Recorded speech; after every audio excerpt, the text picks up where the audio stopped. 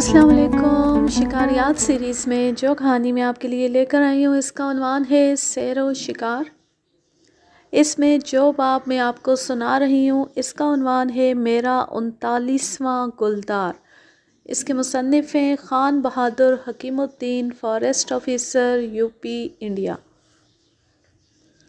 صبح 9 بجے کھانا کھا کر میں لچھمن جھولا 5 میل سرحدی جھگڑا طے کرنے گیا، جہاں گاؤں والوں نے جنگل کی سرحد کے اندر کھیتی بڑھا لی تھی، اور تیسرے پہر کو جلدی لوٹ آیا اور اندھیرے تک دفتر کا کام کرتا رہا۔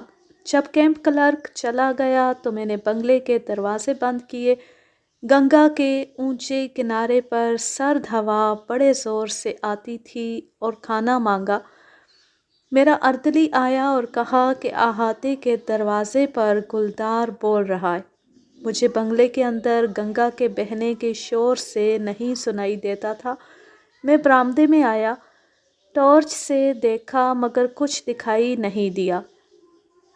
جیسی میں کمرے میں واپس جا رہا تھا کہ گلدار واقعی احاطے کے پھاٹک سے مشکل سے 15 گز پر سڑک کے پار گھنی جھاڑیوں میں پھر بولا۔ رات بالکل اندھیری تھی۔ کریم محاوت بھی احاطے میں تھا۔ اس نے کہا کہ وہ پھاٹک کے سامنے مچان فوراً ہی کسی درخت پر اٹکا دے گا اور بکری سامنے سڑک پر باندھ کر تھوڑی دیر تک بیٹھ جائیے۔ موقع اچھا ہے، اس نے بکری کا بچہ بھی کھایا ہے، لہٰذا ہم مچان 2 آدمی اور لالٹین لے کر گئے اور ایک گھنے درخت کو چھانٹا جو کہ سڑک کے اس پار بانسے کی جھاڑیوں میں تھا۔ وہ 4-5 فٹ کی اونچائی پر 2 شاخہ ہو گیا تھا جس میں کھڑے ہونے کا موقع تھا۔ گلدار پھر تھوڑی دور بولا۔ میں فوراً 2 شاخ میں 12 بور کی بندوق لے کر کھڑا ہو گیا۔ بکری کو جس کا بچہ ایک دن پہلے گلدار مار لے گیا تھا اور جو کہ ہر وقت 1 گلاس دودھ دیتی تھی، اور میرے کتے کا بچہ پی پی کر خوب موٹا ہو رہا تھا، سامنے 20 گز پر سڑک کے کنارے باندھ دیا اور آدمیوں سے کہا کہ بھاگ جاؤ۔ آدمیوں کے جاتی بکری خوب زور زور سے بولنے لگی۔ 15 منٹ کے اندر بغیر کسی آہٹ اور آواز کے مجھے معلوم ہوا کہ گلدار کی طرح کوئی کالی چیز میرے پیڑ سے ملی ہوئی کھڑی ہے، مگر اندھیرے کی وجہ سے میں اس کو یقین کے ساتھ پہچان نہ سکا اور غور سے اس کو دیکھتا رہا کہ اگر یہ ذرا بھی ہلے تو بندوق کی نال جھکا کر اس کے اوپر رکھ کر چلا دوں، مگر وہ کالی چیز بغیر ہلے ہوئے یکدم بجلی کی طرح سے جھپٹی اور بکری کو گرا کر دبا لیا۔ بکری چیخی۔ میں نے فوراً بندوق اس طرف موڑ کر ٹارچ دبائی اور جلدی میں بکری کو بچانے کے لیے فائر کیا، جو کہ کیمپ میں سب سے ہلی ہوئی تھی اور مہتر کو اور میرے کتے کو 1 سیر سے زیادہ روز دودھ دیتی تھی۔ گلدار فائر ہوتی گھنے جنگل میں بھاگ گیا۔ میں دوسرا فائر بھی نہ کر سکا۔ تھوڑی دیر خاموش کھڑا رہا کہ شاید گلدار گرے، مگر وہ 100 گز پر جا کر پھر بولنے لگا۔ میں نے نوکروں کو آواز دی اور پیڑ سے اتر کر بکری کو دیکھا جو تڑپ رہی تھی اور لمبے لمبے سانس لے رہی تھی۔ جب لالٹین لے کر آدمی آئے تو دیکھا کہ گلدار نے اس کی گردن بری طرح سے زخمی کر دی تھی اور میری گولی سے اس کی ران بھی ٹوٹ گئی تھی۔ یہ دیکھ کر بہت ہی افسوس ہوا۔ بکری کو ختم کرنا پڑا اور وہیں چھوڑ دی کہ رات کو شاید گلدار لے جائے۔ صبح ہونے پر ہم دیکھنے اور بکری کا ماتم کرنے گئے، جس کے قتل میں میری گولی بھی شامل تھی۔ بکری کیمپ بھر سے ہلی ہوئی تھی اور کسی نے اس کو نہیں کھایا۔ اتنے میں گلدار پھر 2 فرلانگ پر بولا۔ میں نے کریم محاوت سے کہا کہ جلدی سے ہاتھی لاؤ، اور میں فوراً 500 بور 2 نالی رائفل لے کر روانہ ہوا۔ گلدار 5-5 منٹ کے بعد بول رہا تھا، گویا بلا رہا تھا، اور ہم آسانی سے اس کے پاس پہنچ گئے۔ ہم کو پہلی جھلکی گلدار کی ایک ٹیلے پر ایک جھاڑی سے دوسری جھاڑی میں جاتے ہوئے دکھائی دی۔ ہم اس کے آگے کی طرف ہاتھی لے گئے اور امید کر رہے تھے کہ اب کہیں نظر پڑے گا، مگر وہ 200 گز دور پھر بولا۔ ہم نے نہیں دیکھا کہ وہ کس وقت اور کس طرف مڑ گیا، یا وہ دو تھے۔ بہرحال ہم اس کی آواز کی طرف بڑھے، مگر وہ پھر دوسری سمت میں بولا۔ ہم نے ہاتھی کو جلدی سے اس جانب موڑا، تب دیکھا کہ مسٹر گلدار خاں تیزی سے مڑ کر قریب 40 گز پر جا رہے تھے۔ میں نے ہاتھی روک کر اس کی بغل میں گولی ماری اور اس نے بغیر گھرے ہوئے سیدھا ڈھونکتا ہوا ہاتھی پر بڑی پھرتی اور غصے سے حملہ کیا۔ میں نے دوسرا فائر بڑی جلدی اور بے اطمینانی سے کیا۔ جب کہ وہ ہاتھی سے چند قدم رہ گیا تھا، وہ پھر بغیر گرے ہوئے مڑ گیا اور 60-70 قدم پر جا کر گر گیا، کچھ شور مچایا اور پھر خاموش ہو گیا۔ ہم ہاتھی لے گئے تو ایک کھلی ہوئی جگہ میں مرا ہوا پڑا تھا اور اپنا ہاتھ منہ میں لے کر غصے میں چبا ڈالا تھا۔ دونوں گولیاں پسلیوں میں پڑی تھیں اور پھیپھڑے کو پار کر گئی تھی۔ مجھے اپنی 366 بور مازر رائفل یاد آئی کہ اس کی گولی جس کو لگی وہ زمین پر ایک دم یقینی گرتا تھا۔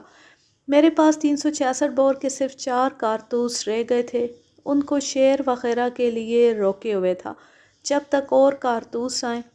یہ بہت اچھا نر 7 فٹ 6 انچ کا تھا۔ اگلے باب کا عنوان ہے میرا سور سے بال بال بچنا۔ سوائے چند پرندوں کے اور 2 گلدار کے، میں نے کوئی جانور کیمپ والوں کے لیے نہیں مارا تھا۔ پالتو بکری کو کسی نے کھایا نہیں۔ ہمارا چمڑے کا ٹھیکیدار جو کہ چمار تھا، روز کہہ رہا تھا کہ ایک سور مار دو تاکہ گرمائی آ جائے۔ اس نے پھر کہا جب وہ گلدار کی کھال نکال رہا تھا، میں نے وعدہ کیا کہ آج شام کوشش کریں گے۔ چمڑے کا ٹھیکیدار اور میں شام کو پیدل 500 بور 2 نالی رائفل لے کر کناؤن کے دکن گھاس کے رقبے میں گئے، جس میں بیر کی جھاڑیاں بہت ہیں اور صبح شام درجنوں سور اس میں بیر کھانے آتے ہیں۔ ہم قریب 1 میل کے چیلا والی سڑک پر گئے تو ہم نے سڑک کے بائیں طرف بیر کی گٹھلیوں کے توڑنے کی آواز سنی۔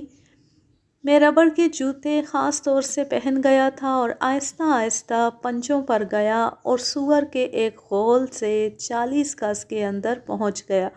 میں بیر کی جھاڑی کے پیچھے کھڑا دیکھ رہا تھا کہ کوئی بڑا نر دکھائی دے تو فائر کروں، لیکن سوائے 2-4 کی پیٹھ دیکھنے کے اور کچھ نہ دیکھ سکا اور وہ بیر کھانے میں لگے ہوئے تھے۔ میں ایک قدم اور بڑھا اور ان کو میری آہٹ کا شک ہو گیا اور سر اٹھا کر دیکھا اور سب آہستہ آہستہ نکل کر میری طرف آنے لگے۔ میں نے آہستہ آہستہ جھاڑی کے اوپر سر نکالا اور ایک بڑا نر جو پیچھے آ رہا تھا اس کی بغل پر گولی ماری۔ وہ گر پڑا اور سب ادھر ادھر بھاگ گئے۔ میں جھاڑی سے کھلے میں نکل آیا اور چمڑے کے ٹھیکیدار کو آواز دی۔ وہ دوڑتا ہوا ایک بڑا بانس لیے جو کہ اس نے راستے سے اٹھا لیا تھا آ رہا تھا۔ میری آواز سن کر سور نے سیدھا ڈھونکتے ہوئے میرے اوپر حملہ کیا۔ میری دوسری نال میں گولی تھی، مگر نہیں معلوم میں گھبراہٹ میں کیوں نہ چلا سکا۔ میں نے کسی سے سنا تھا کہ سور حملہ کرتے وقت مڑتا نہیں ہے بلکہ سیدھا ہی جاتا ہے، لہٰذا یہ خیال دماغ میں لیے ہوئے میں اس کے پیچھے پہنچنا چاہتا تھا اور جس تیزی سے وہ میری طرف آ رہا تھا میں بھی 15 گز اس کی طرف تیزی سے دوڑا اور کافی فاصلے سے اس کو صاف کود گیا۔ سور سامنے بھاگتا چلا گیا اور چمڑے کے ٹھیکیدار کے پاس جا پہنچا، جس نے شور مچایا اور اپنا لمبا بانس زمین پر زور سے مارا۔ سور تھوڑی دور جا کر گرا اور مر گیا۔ میں نے آ کر دیکھا تو گولی اس کی پسلیوں میں لگی تھی اور دوسری طرف سے بڑا سا سوراخ کر کے نکل گئی تھی۔ اس جگہ پر جہاں وہ پہلے گرا تھا پھیپھڑے کے ٹکڑے نکل کر گھاس اور جھاڑی پر پڑے تھے۔ 500 بور رائفل سے میری طبیعت ہٹ گئی۔ وہ خطرناک جانور کو روک نہیں سکتی تھی، جبکہ 350 اور 405 بور ونچسٹر اور 366، 375 اور 423 بور جانور کو فوری طور پر روک لیتی ہیں اور ان میں بڑی طاقت جانور کو گرا دینے کی ہے، چاہے گولی پسلیوں میں یا پٹھے میں بھی لگے۔ ویسے تو سر، گردن اور دل پر جو گولی بھی لگے گی وہ جانور کو اسی جگہ گرا دے گی۔ اگلے باب کا عنوان ہے میرا 40واں گلدار۔ کناؤن سے واپسی پر چند دن میں چیلا میں ٹھہرا، جو کہ ہردوار سے 4 میل اتر گنگا کے کنارے پر ہے۔ وہاں سے ہمارا کوچ چانڈی کو ہوا اور میں اکیلا گھوڑی پر گھومتا انجنی ہو کر جا رہا تھا تو ایک گجر نے آواز دے کر مجھے روکا اور کہا کہ 1 ہفتے کے اندر اس کے 3 گائے کے بچے گلدار نے مار دیے ہیں اور ایک آج بھی صبح تھوڑی ہی دور مارا ہے۔ میں نے کہا مجھے لاش دکھاؤ۔ وہ مجھے 1 فرلانگ سڑک سے جنگل میں لے گیا اور آدھا کھایا ہوا گائے کا بچہ دکھایا۔ موقع اچھا معلوم ہوا۔ میں نے کہا میں 3 میل چانڈی جا کر رائفل لے آؤں، بشرط یہ کہ تم سڑک پر ٹھہرو تاکہ جب میں آؤں تو میری گھوڑی پکڑو۔ تھوڑی دیر میں میرا اردلی بھی آ جائے گا۔ اس نے کہا کہ میں ٹھہروں گا۔ میں گھوڑی دوڑا کر چانڈی کو روانہ ہوا، مگر میرے اونٹ اور کیمپ چانڈی کے اسی طرف آدھی دوری پر جاتے ہوئے مل گئے۔ میں 366 بور کی رائفل اور بقایا 4 کارتوس لے کر فوراً انجنی واپس ہوا اور ایک اردلی کو کہہ گیا کہ تم میرے پیچھے انجنی آؤ۔ سڑک پر گجر گھوڑی لیے کھڑا ہوگا، وہاں ٹھہرنا۔ میری واپسی پر گجر سڑک پر موجود تھا۔ میں نے اس سے کہا کہ میرے پیچھے پیچھے آؤ۔ جب ہم لاش کی جگہ پہنچے تو دیکھا کہ گلدار لاش کو 100 گز اور آگے ایک سوکھے نالے کے پار لے گیا اور تھوڑا سا اسی وقت کا تازہ کھایا ہوا معلوم ہوتا تھا۔ شاید وہ کھا رہا تھا اور ہمارے آنے کی آہٹ پا کر چلا گیا۔ اس وقت شام کے 4 بجے تھے اور اس کے شام کے کھانے کا وقت تھا، لہٰذا میں نے سوچا کہ بغیر کھٹ پٹ کیے ہوئے کہیں جلدی سے بیٹھ جاؤں۔ میں نے دیکھا کہ ایک درخت قریب 30 گز پر پرانا گرا ہوا پڑا ہے، جس کی ایک شاخ زمین سے لگی تھی اور دوسری قریب 4 فٹ کے زمین سے اونچی تھی اور اس پر بیٹھنے کا موقع تھا۔ میں گھوڑی سے اترا اور گجر کو دی اور گجر کی کلہاڑی لے کر سڑک کی طرف سے 4 پتوں والی ڈالیں کاٹ کر لایا۔ 2 کو میں نے اپنے سامنے اور 2 کو پیچھے کھڑا کیا تاکہ میں ان میں چھپ سکوں، اور گجر کا صافہ لے کر گدی بنا کر جھکی ہوئی ڈال پر بیٹھ گیا اور گجر سے کہا کہ اب تم خوب آواز دیتے ہوئے کہ آؤ آؤ اور کھانستے ہوئے گھوڑی کو لے کر سڑک پر جا کر بیٹھو، میرا اردلی بھی آتا ہوگا۔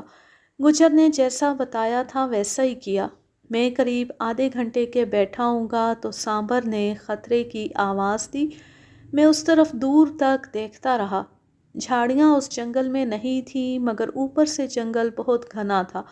تھوڑی دیر کے بعد میں ٹیڑھی شاخ پر صافے پر سے پھسل گیا اور نیچے کھسکنے لگا، جس کی وجہ سے مجھے آگے جھکنا پڑا اور بیٹھنا تکلیف دہ ہو گیا۔ اتنے میں چند مرغیاں میرے دائنی طرف سے شور مچاتی ہوئی اڑی۔ میں اس سمت غور سے دیکھ رہا تھا جدھر سانبر بولا تھا۔ میں نے دیکھا تو گلدار تھوڑی دوری پر کھڑا ہوا لاش کی طرف دیکھ رہا تھا۔ اگر میں پتوں والی شاخیں اپنے چاروں طرف نہ گاڑ لیتا تو گلدار مجھے ضرور دیکھ لیتا اور بھاگ جاتا، لیکن اب میں اور زیادہ اس تکلیف دہ جھکی ہوئی ڈال پر نہیں بیٹھ سکتا تھا۔ گلدار نے آہستہ آہستہ لاش کی طرف بڑھنا شروع کیا۔ جب وہ لاش سے چند گز پر رہ گیا تب شاید میرا اردلی سڑک پر پہنچا اور دونوں نے باتیں کرنا شروع کی۔ گلدار نے سر اٹھا کر اس طرف بہت غور سے دیکھا۔ میں نے رائفل کو کندھے پر لے کر نشانہ لیا اور فائر کر دیا۔ گلدار وہیں گر پڑا، مگر اٹھنے کی بے حد کوشش اور شور کرنے لگا۔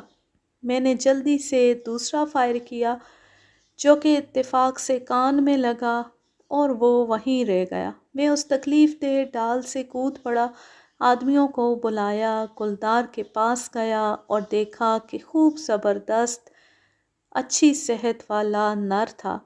ہم اس کو گرے ہوئے درخت کے نیچے لے آئے اور پتوں والی شاخوں سے ڈھک دیا تاکہ گیدڑ وغیرہ خراب نہ کریں، اور میں اردلی کو لے کر کیمپ گیا۔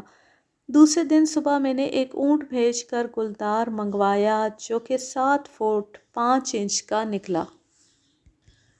اگلے باب کا عنوان ہے جنگلی ہاتھیوں سے نقصان اور ماں کی قربانی اپنے بچے کے لیے۔ لینڈ ون فارسٹ ڈویژن میں قریب 150 کے جنگلی ہاتھی اس زمانے میں تخمینے کیے جاتے تھے، کئی مرتبہ ان کی شماری بھی کی گئی۔ یہ ہاتھی 300 مربع میل میں ہردوار سے کوٹ دوارا تک رہتے تھے۔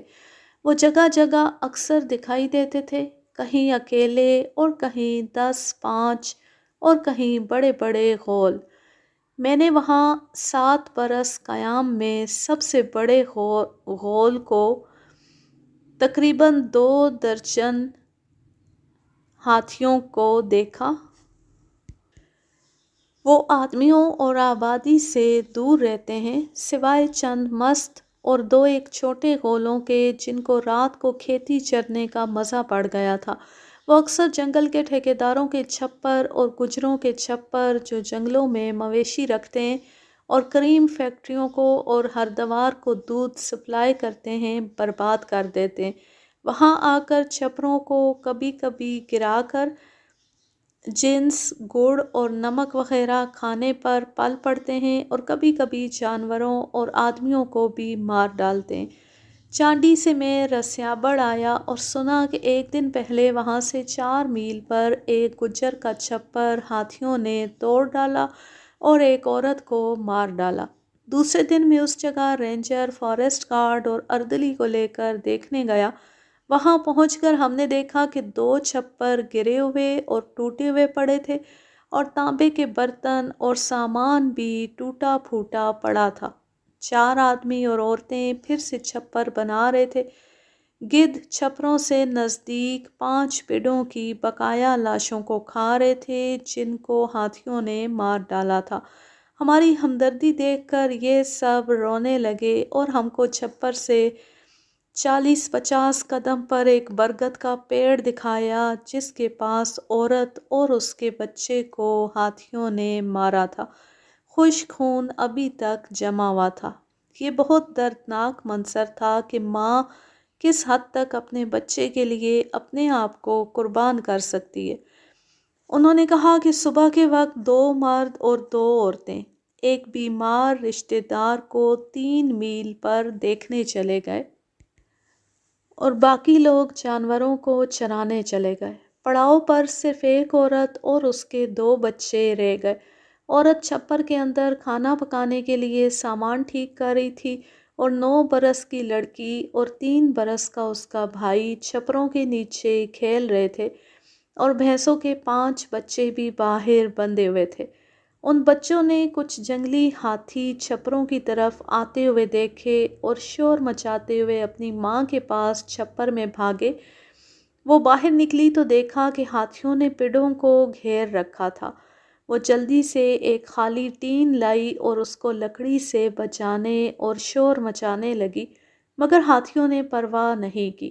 جب عورت نے دیکھا کہ کچھ پیڑے مار ہی ڈالے گئے ہیں تو وہ گھبراہٹ اور غصے میں آگے بڑھی اور ٹین کو ہاتھیوں کی طرف پھینک دیا۔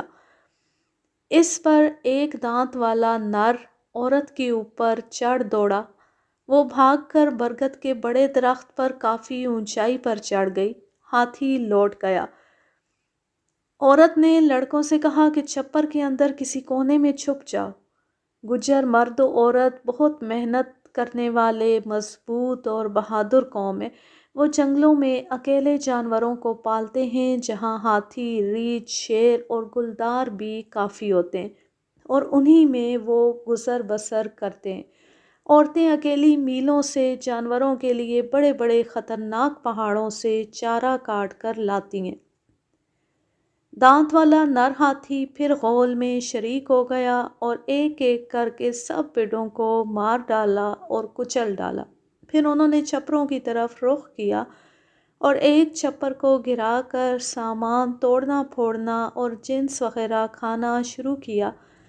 ماں ڈرنے لگی کہ وہ دوسرے چھپر کو بھی نہ گرا دیں جس میں اس کے 2 بچے چھپے ہوئے تھے۔